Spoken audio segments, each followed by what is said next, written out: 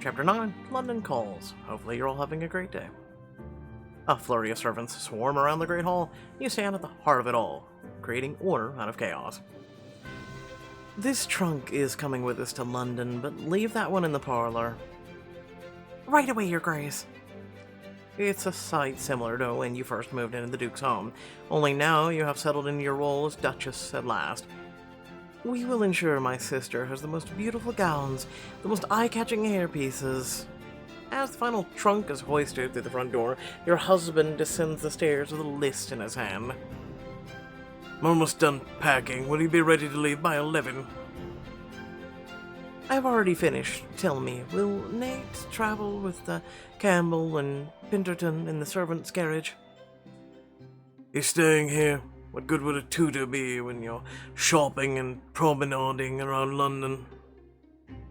He's staying. I mean, I thought he might...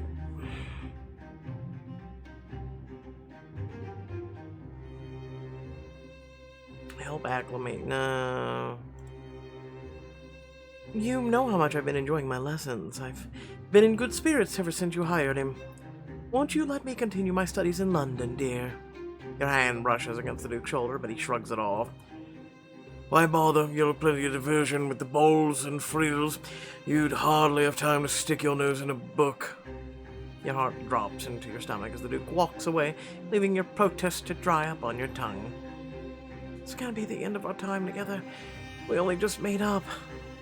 You ache with worry, wondering how long you'll have to go without his touch ever again, his touch or a voice in your ear. If I could just have a proper goodbye. In your mind's eye, you wonder what kinds of desperate goodbyes he would offer you with a little extra time.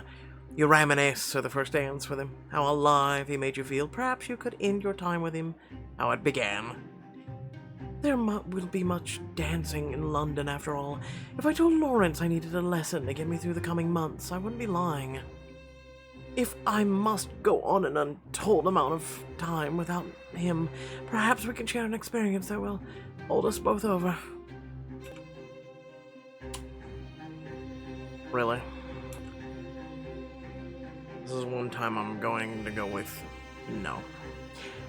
Lawrence! Asking Lawrence would just waste more precious time. You hurry to lesser room, throwing the doors open to reveal Nate, pacing around in circles. Oh, Sophie, if only we had more time. He closes the distance between you in 3 quick strides, cradling you in a tight embrace. If I'd known you weren't going to join us in London, oh, I'll miss you so much. Please, no. This isn't goodbye. Just try not to miss me too much. I can't make any promises. I may be stuck in bed with longing, let's say. As he holds you close, you feel him slightly shake against you, smile faltering. Just know that I'm there with you in my heart, Sophie. Just as you are in mine. After many arduous hours in the carriage with Lawrence, you finally arrive at your London townhome. Night has fallen already. I suppose I won't see my family until tomorrow, then. But upon your entry, you're immediately seized in a warm embrace. Sophie. Louise, how? Your mother rises to meet you and wraps her arms around both of you. Dearest, it has been far too long. You hadn't realized how much you needed this, how terribly you miss them until your eyes start to sting with tears. You struggle to find words. Mama, it's so lovely to see you two. I've missed you both terribly. Your husband coughs, unsure what to make of this spirited reunion. Your mother curtsies politely to him. Your Grace, thank you so much for agreeing to host us for Louisa's debut season. Yes, well, don't be much involved in the planning of all this. Sure Sophie has told you. Still, it's ever so kind of you to help me, especially as you're hosting me here. Come now. Now's as good as time as any for a tour. Your mother calms a giddy Louise as Lawrence leads the way through the house. What a beautiful library. Not nearly as grand as the one at our other estate, but we make do. As if he's ever stepped his foot in there. Lawrence, you must recommend a book to me then. After all, it's clear you're an expert. Oh, the one by that one fellow, though I don't think it's fit for womanly sensibilities. No, fit only for imaginary sensibilities. Louis giggles at your muttered snide remark as the Duke ushers you all along. This garden is absolutely perfect, Your Grace. It must be hard to leave such a beauty behind. Yeah, if you like hay fever, I suppose. I had those pesky things imported. Now I sneeze every time I walk out here. Oh, what a shame. I've only seen these in books. I've read they're supposed to bring... Achoo! Lawrence hurries back inside. Your mother follows. You whisper to Louise, I'll show you later, Dove. And finally, the drawing room. The only space in here I truly like. I spared no expense on this room. Thoughts? You and your family look around at the useless-looking trinkets littering the room, reaching for a compliment. Well, I do adore the, It's certainly... Sophie, how would you describe it? We love the children's toys, the strange whistle. Portrait of whoever this lady is. The painting's placement really draws focus. She must be significant to you. Is this your mother, Lord Bedford? I have no idea who the woman is, but I prayed pretty for her. She must be someone of note, yes? Idiot. He doesn't wait on your response before turning towards the exit. On that note, I have some business to attend to. Please do try to keep it down. I'll need to focus.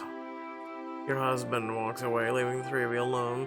You note for the first time how tired your mother looks. Oh, Louise, we will need to meet with Modesty first thing in the morning. So early? The shop's clear across town. More time in the carriage, I suppose. Mama, I'll take Louise. Why don't you rest upstairs? You've had a long journey. Oh, that would be very welcome. But your journey was even longer than ours. I'm sure the house needs you. I insist. Just the two of us in London. How exciting. We have so much to catch up on. The next morning, you traverse the streets of London with Louise. She curls her arm around yours, pulling you to a window. Nearly every shop you pass. Look at all the hats. I envy whoever gets to pluck all those feathers from the ostriches. If it struck your fancy, we'll return after your appointment. I'm sure the haberdasher can dye the feathers to match your dress. Dearest sister, I missed you so much. Life is certainly more comfortable than it was before your marriage, but I'd be lying if I said there were times when I'd rather have you around. Your heart begins to sink at her words until a giddy smile spreads across her face. But it's clear how good marriage has been for you. There's a glow about you. I don't know about that. I'm the same sister you've always known. At the ball you were Sophie, I know, but now your skin is so fresh, your eyes so bright. Truly there's a joy about you. She must be seeing Nate's influence, but I can't possibly tell her precisely what's been going on. I think my lessons have given me a new sense of freedom. Who has ever heard of someone glowing from a lesson? Don't worry about it. You're young. I think it's clear who's the scholar between us, Dove. That's true. You've always were our governess's favorite. Still, this is still more than just interest. I've seen that in you before, remember? This is something else. What are you implying, Louise? Only whatever change has brought this glow to your cheeks, it suits you. I suppose that's not a bad thing. When you arrive at the Modesty shop, the seamstress is hard at work, befitting Mina's dress. Ouch! Watch where you stick those pins. If you draw blood, I will take my business elsewhere.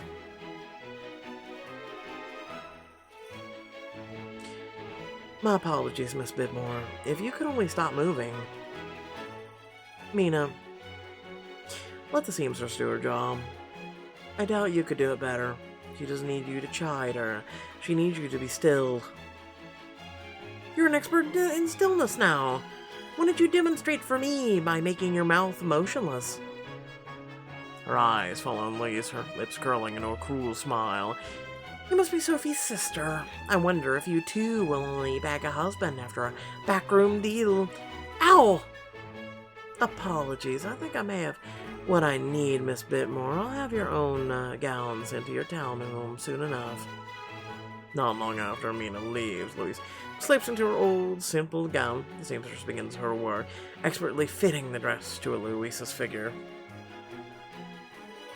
Is this Miss Bitmore always like that? Pay no attention to her, Dove. You should enjoy today. Your sister's right.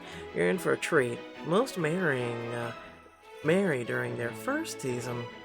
Well, except Miss Harrington. This is her third season, poor dear. What has she done wrong to not be able to attract a suitor? If tales are to be believed, she's petrified of men. Goes so silent that still that one might think she has died. What a useful rumor to have around oneself. Miss Harrington has an easy excuse with unpleasant suitors. If our sex is to be under constant scrutiny, it's only fair that we use the world's criticism to our advantage. I never thought of it like that. I suppose a silly rumor can make for an easy icebreaker with potential matches. Or useful to play the game, should you choose. The things I hear about Miss Bitmore of late. Let's just say she never quite got over her season, and it's manifesting in not so surprising ways. Perhaps she knows more about Mina's mysterious lover. You're deciding whether to ask about Mina when the modeste steps away from Louise, surveying her finished work and changing the subject. All done, my lady. Your mother was wise to choose this dress. It's very versatile. Yes, though a bit plain. I hope suitors don't think I'm petrified of them. Her gaze lingers on a delicately embellished gown across the shop. She's too polite to ask, but the seamstress notices. Ah, that dress is the height of Parisian fashion. It's certain to catch the eye of the best suitors of the season. If you wish, it won't take long to tailor it to you, Lady Louisa. I don't know, it's lovely, but if we stay a little longer, Louise can get the dress of her dreams, and I can hear more about Mina's lover.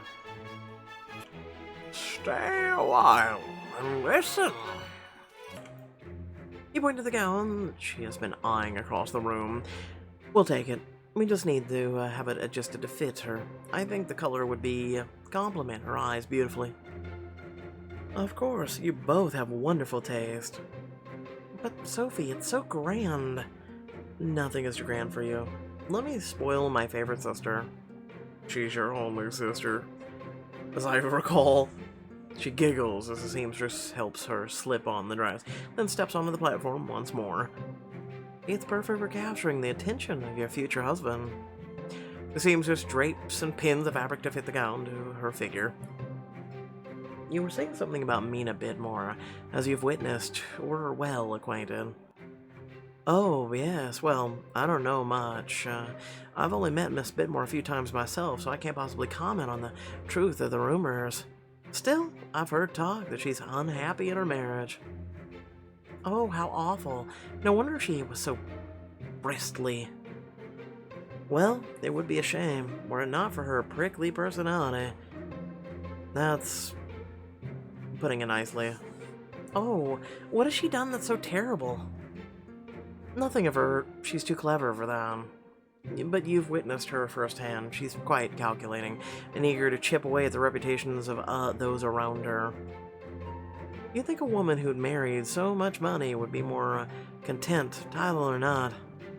Perhaps she's not aware of how she appears to others. Surely no one would act that way on purpose. Ugh, my sweet innocent girl. Unfortunately, some do. You may encounter a few during your season who are unkind to you. You smile softly and rest a hand on her shoulder. But don't let them distort your kind heart. It has nothing to do with you. I suppose in Miss Bitmore's case, it's about the unhappy marriage. Can you blame the poor woman? Mr. Bitmore is known to be a bit odd. His wife made herself a very well-appointed bed by marrying him. But lying in it for the rest of her life, I suppose any woman with so much intelligence would find it difficult. How sad, though I'm sure most marriages aren't so. Debatable, though there are other opinions or options to find one's happiness. One I hear Miss Bitmore has been exploring. That's a good thing, isn't it? You say that like it's scandalous. Well, when you're married to someone, you're seeking someone else out. I believe that Mina Bitmore has a lover. You remember the night at Mina's estate, she snuck away under the cover of darkness. I knew that already, though I suppose I ought to act like I didn't. A lover? Impossible. Why would you think that? Oh, I don't have any kind of proof, but she's been fitted for new underthings recently. Some quite scandalous ones. What's scandalous about underthings? I should hope everyone wears them. Trust me, my dear, not everyone is wearing underthings that look like these. Like what? I'll explain later, Dove. I just don't think that there's any need to go to such trouble when you're already landed the fella. How long do you think their dalliance has been going for, if your suspicions are correct? It must have started not long after she wed. I've heard she's been staying in London for stretches when Mr. Bitmore was in the country. Either she can't tolerate her husband's company, or she has a secret lover. Or perhaps both are true at once. Do you think her husband knows? I doubt it. If he knew already, why would he allow it to continue? Well, what if it was just something to also be fitted from? Like a bribe? No, mutual agreement. I've heard of some marriages where both parties are quite honest about the lack of real feeling. Ah, of course. I've heard of a few of those myself, but I doubt that's the case here. Mr. Bitmore has quite besotted with Mina during her season. I can't imagine him agreeing to something like that. So the discontent is all on one side, then? As far as I can tell, yes. How sad for her. That depends on how skilled her lover is, dear. One hopes it's not a complete tragedy. I wonder who the mystery man is. It's a bit of fun to dream up, no? In fact, she grins wickedly, pausing a beat for a dramatic effect. Louisa's eyes widen as she waits, hanging on the seamstress's every word. Do you know? Heavens, it's ever so romantic. I may have an idea. It's ever so romantic. That's a bit weird to look at this, but okay. Do you really? She laughs, pulling a pin out of her mouth. I suspect her lover is titled. Beyond that, all I can swear to is her cutting-edge taste in other things. In that case, you should dig a little deeper. Oh, I will. It's not every day I have such a captivated audience. Should we really pry into Miss Bitmore's business? Dear, if I could learn such information, anyone could. And a friend would let Mina know to be more discreet, if only she'd been friendly to me. The seamstress stands up, admiring her handiwork on Louise. Well, not 1 ounce of this discussion is verifiable other than your sister will be the talk of the season in this dress. Louise spins around and the delicate fabric billows up around her ankles. Oh, Sophie, it's the most exquisite gown I've ever seen. I can't wait to see you at a dance on a whisked away by a mysterious suitor. I'm sure you'll find your perfect match. I'll finish the adjustments and send this over immediately, as a thanks for indulging in my little theory. How kind of you. We will certainly visit again. The season's only just begun.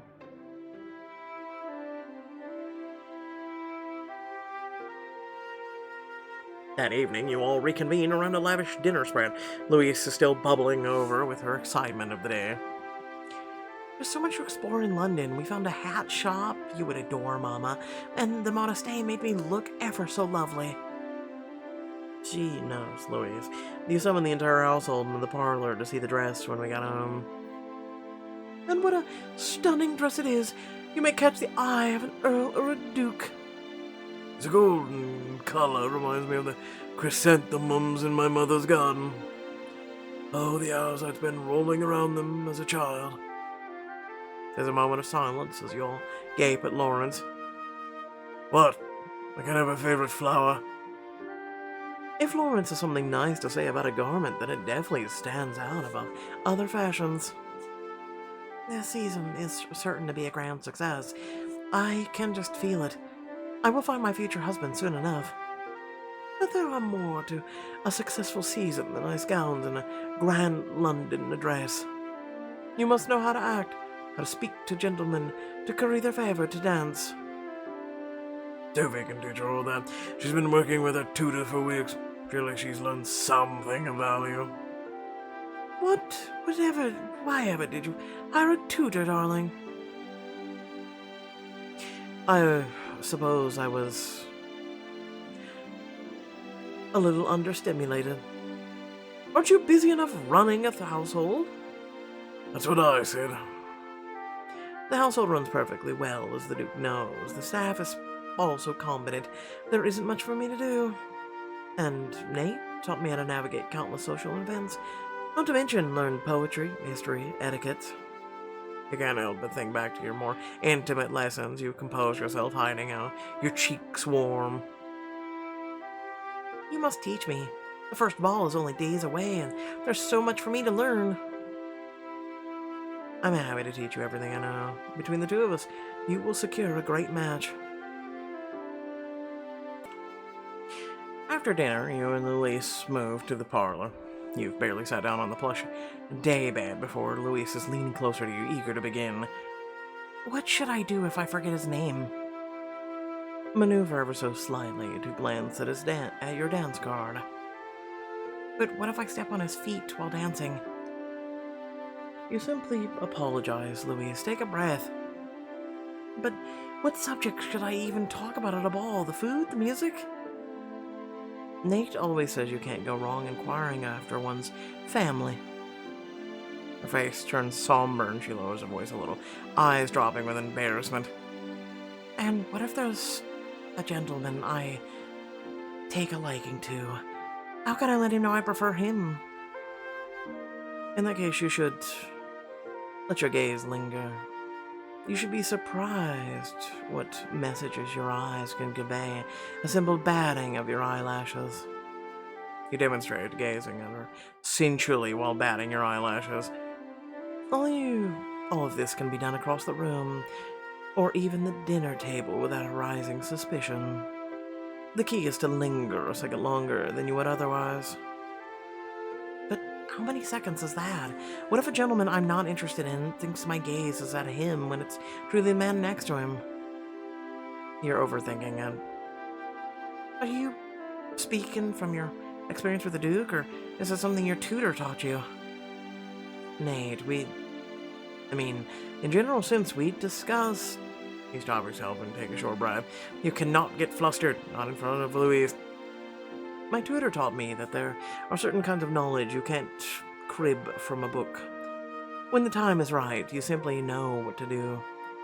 I've come to realize that love is among those things. Your heart will tell you how to act. All you need to do is trust it. She looks at you thoughtfully, curving a hand under her chin. How exactly did you come to realize this? Forgive me, but I can't believe you felt all this for Duke Lawrence. Oh, well, marriage isn't always meant to be romantic, of course. I know. Mother was always telling me that, still. She pauses for a beat, choosing her next words carefully. You say that Nate is your tutor. You mention him quite often. Louise, he is a friend. We've spent a great deal of time together. It's only natural that we develop a friendship. If you met him, I'm sure you'd see why. He's witty, quite learned, and he doesn't act as though my ideas are foolish. The way you speak of him, it's almost though you enjoy his company over your husband's. I prefer the company of all my friends over my husband. You know the Duke and I aren't a love match. Louise leans forward, eyeing you skeptically. She drops her voice to a whisper. I think it's more than that. What? What do you mean? I mean, I think you found romance, Sophie. With Nate. Really? That's it? Okay, that was very short and abrupt. Well, without further ado, thank you all for watching. Please remember to like, share, and subscribe. Head down, leave a comment, let me know what you thought. Like I said, super short. All because we didn't do the bounce chicken whale diamond choice. Like, I don't know. I'm just a person who normally would do a bunch of diamonds, right? But there's just times where I'm just gonna say no, right? It just doesn't feel right or whatever, right? It's just what I choose to do. So sorry if you came here wanting that one particular diamond choice, but listen, I've done hundreds, if not thousands of diamond choices. Okay. Um, Literally that's all I've been doing for a couple of years now. It's nice to skip one now and then when it's just gonna be bounce chicka wow and it's kind of meaningless and pointless and offers you no actual choice that matters. So, yeah. With that being said, I'll catch you all later. Peace out.